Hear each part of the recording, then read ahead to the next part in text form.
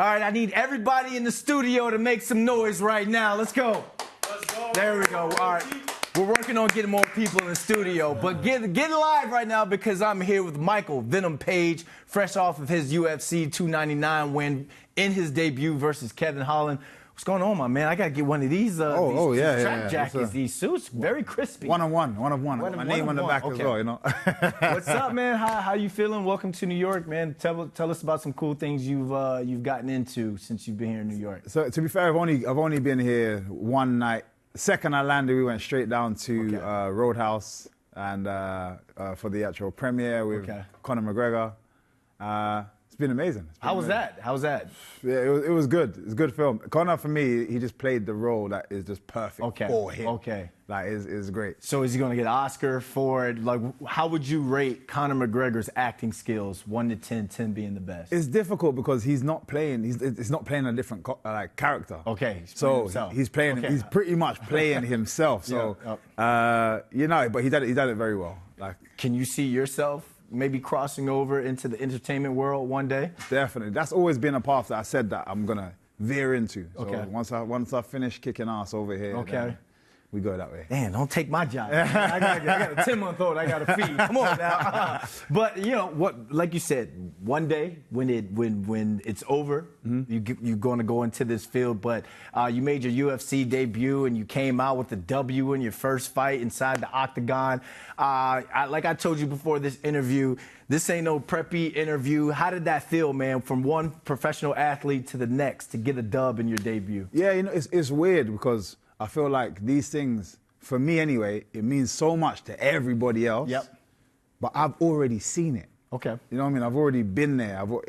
I beat him already before I stepped in that cage. So I'm just, you know, going through the processes. So this is why I'm able to stay so calm in the cage. I'm able to just enjoy myself, smile, have fun, dance, do all that kind of stuff because I've already done it. I've already been there. Did you put a lot of pressure on yourself during the workouts and during the sparring sessions leading up to that debut? Like, were you nervous going into it? No, I'm not nervous. I was excited going into it. But pressure-wise, in terms of the training, you know, the magnitude of UFC, and you know, like I said, because I'm envisioning everything that's going to happen and take place, you have to put that kind of pressure on yourself because I want to perform the way I ended up performing. But so the days of training are difficult. Has to be, right? I would tell people, when I was playing professional football, you put yourself through hell throughout the week. So when you get to game day on Sunday, it's nothing. You already know where to step. You know what your opponents do. It's just like the Navy SEALs or someone in the Army. Remember your training. It goes back to that. Before you stepped into the ring, though, you went with the classic Undertaker theme for the walkout. What went into that? How did you choose that? So I've always been a creative mind. For those that haven't seen my fights beforehand, I'm always walking out, got themes, or I've got crazy finishings, and that's part of my personality that I've always wanted to kind of incorporate in my brand. And I do see myself as a brand. The fighting side is the easier bit. It was the easiest bit of it. Everything else takes a little bit more work. And it was, I'd say, a couple of weeks before we really solidified what we wanted to do. We didn't get the whole walkout, but for what we did get, everyone seemed to enjoy it. That's cool that you said the fighting side is the easy side of it. Like nowadays with these athletes, kind of branding ourselves outside of the octagon, outside of the pitch. Like no one, like back in my day when I would do things off the field, people would say, "Oh, you're distracted, you're not ready." But for you to say the fighting part, the inside the octagon part is the easy part. Are people kind of giving you a little flack because that you do put yourself and promote yourself out there? Yeah, always. I think anytime you put yourself in the limelight, it means you're going to attract both positive and negative energy. It's just one of those things, and I'm constantly trying to turn that spotlight up. And just put more and more attention on myself. So you're obviously gonna get, you get all the things that come with it. But as long as I'm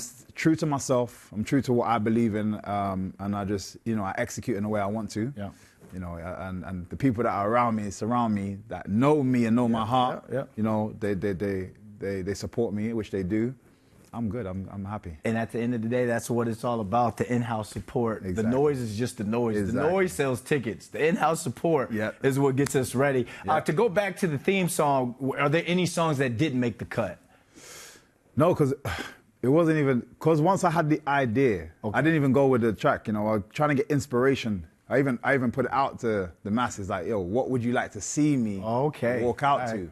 And that just gives inspiration. It's like, okay, yeah, people are saying this, I've got quite a few saying that. But in the end, it was always going to be, as soon as I got the idea, then I'm going to get back with my family. My family are a big part of my creative work. It's my brother-in-law that made the track. You know, he did the Undertaker edit. You know, the remix. The remix. And yeah, it's fire, man. You can actually go get that. So it's called Venomous Undertaking. I'm gonna have to download that next time I get on the treadmill, because I hate cardio days. Every once in a while I throw some DMX on it. You know you hate working out when DMX ain't working for you. So I might have to get that remix. I'll be on there ready to fight somebody. Definitely. Your brother's gonna have a lot more remixes to make, because currently you're ranked number 13. You're the number 13 welterweight in the world. How fast do you think you can move up and challenge for that top spot? Very quickly. To be fair, I'm ready to go now. It's more a case of everybody else needs to believe what I already know. Okay, there you go. So I need to go there. I'll go there, prove myself. I've already proved myself one time. I'm going to go there. I'll do it again. I may have to do it maybe one more time, depending on, you know, how well I do for this next fight. But then, yeah, you know, a couple fights and I'm at the top. So talk to me about your confidence in the ring, because when I thought I was doing this interview, went back and then obviously did my research. You like to talk trash out there, bro, and I love every single bit of it. You talk the trash, you taunt them in the octagon. Is that more of like a confidence thing, or are you kind of playing Jedi mind tricks and trying to throw them off a little bit? You know, I think my style encompasses all of the above.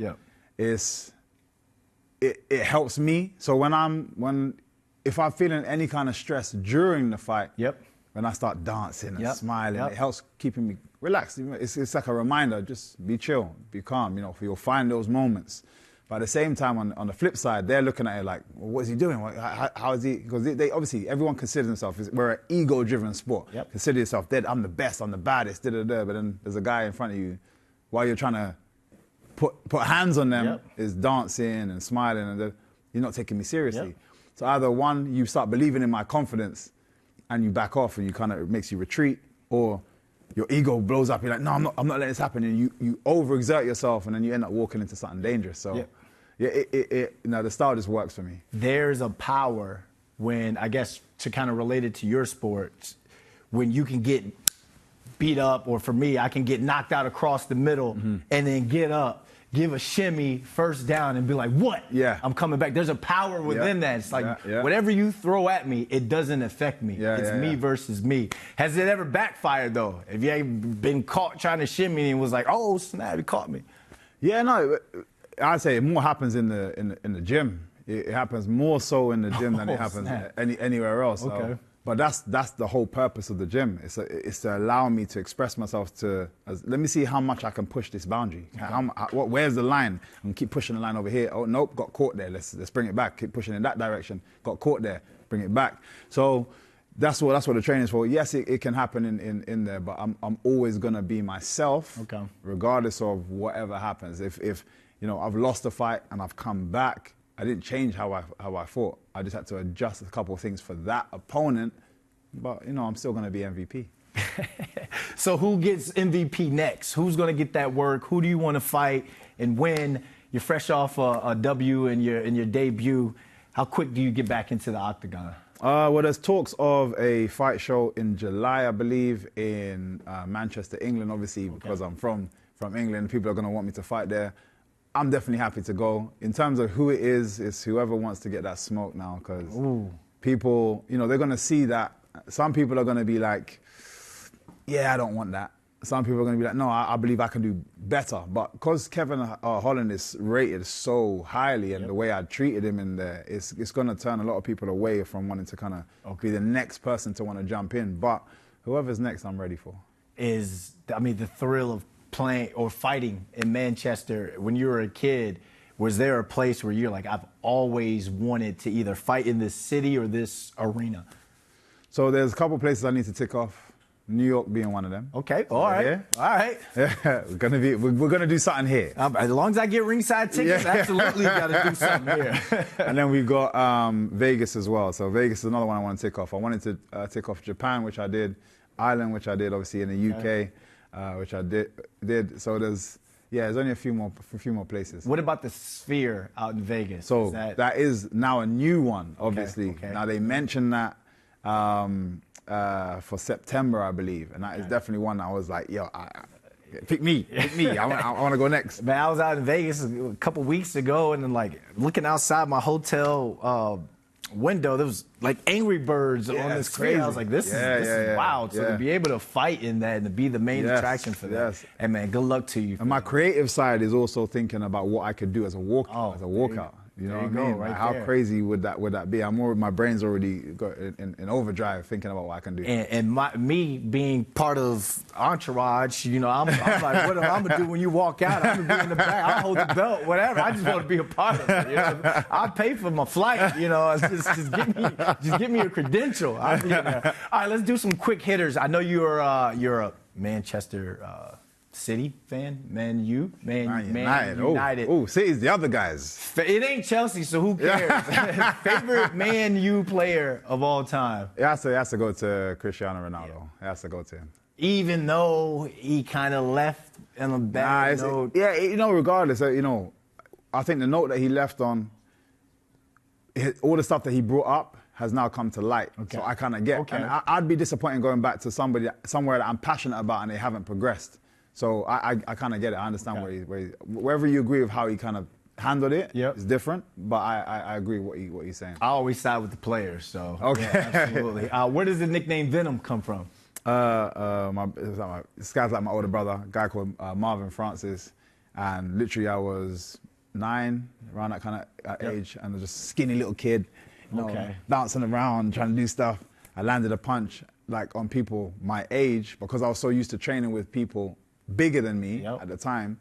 He's like the effect of that. Like I'm hitting kids and they're flying, but you just don't look like you're supposed to have that venom. Okay. And he's like, yo, Venom, Venom. And you just ran with it. But he just wouldn't stop calling me Venom. Like obviously the first couple of times they're like, all right, whatever. But the nickname chose you. You literally didn't choose the nickname. No, literally. And then later on, somebody later on was like, oh, that's you know the acronyms. That's MVP.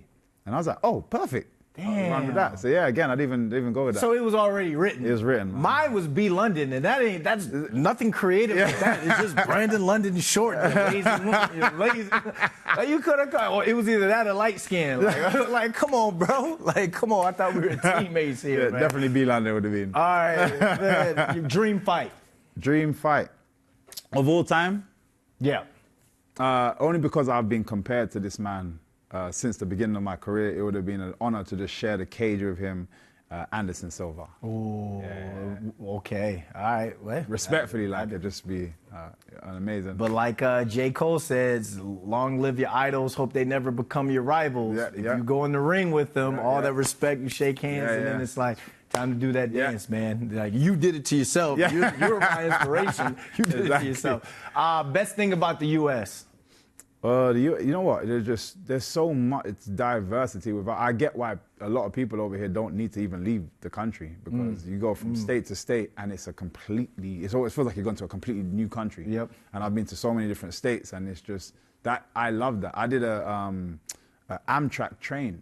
Oh, okay. Started in New York. Yep. Went to San Francisco, Chicago, San Francisco, Denver, all that kind of stuff. And just as with the terrain, we seen every single terrain. Yeah. It was magical. You know what I mean? Literally seeing like icy mountains to forests to desert to this to that. Yeah. Unbelievable. Yeah. Unbelievable. So yeah, they just had everything over here. Damn, you got to work in our tourist department. Yeah. Like, you just explain the U.S. You make me want to. I live here. You make me want to go travel around the U.S. Oh man, hey, Amtrak. There goes some content right there. There goes content. Have them on the train, stop through, fight. Hey, look, I could be hired, ladies and gentlemen. This is only my side hustle.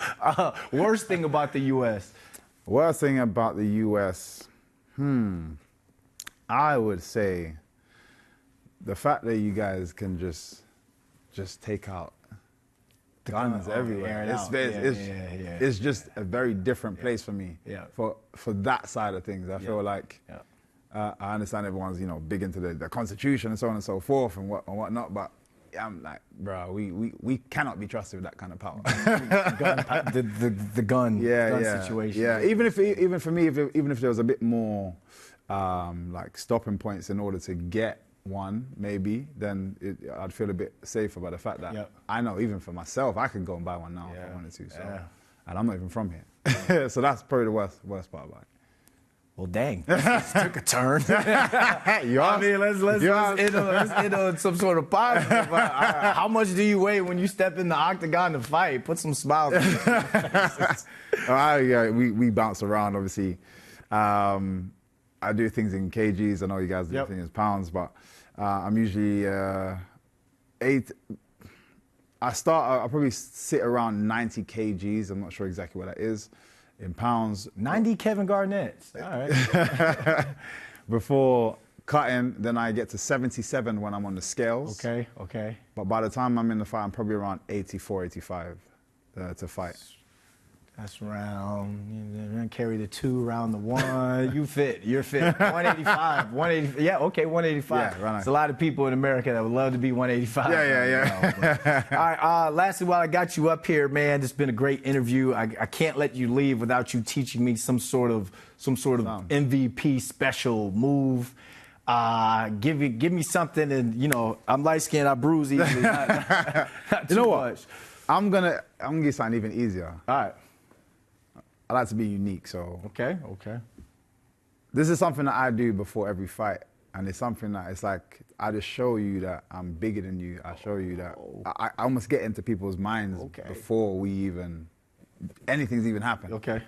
I'm just gonna show you how to do that. It's just the face-off that we do, yeah? Everyone likes to do that normal face-off and scary face, and I'm just here. Oh, you see Venom, I go straight there. You see what you just did? Straight there. You're here. Straight there. I just broke. You got me. I'm dang. So all I need is anybody, any problems you have, and then someone's like, you're just like, bro, just put that up here. There you go, right there. There you go, right there. So when I'm on the E train today, and then they doing a little bit too much on the E train, they're looking at me, like, yo, your wallet, where your wallet at? No. You brought it to the side. No, you got to slowly bring that up. Oh, sorry, my bad. That's it. You cool, bro? Yeah, we're good. We're good. Sorry. You need a ticket or something? We're good. You good? We're good. No problem. All right. Because I say wheelchair standing only. You good. You in the wrong spot, bro. Using that. Hey, man, congrats on the dub. Thank you so on the much, debut, man. Thank you. And good luck with the rest of your career, Definitely. man. Can't wait till you fight in New York. Yeah. Oh, yeah. Soon.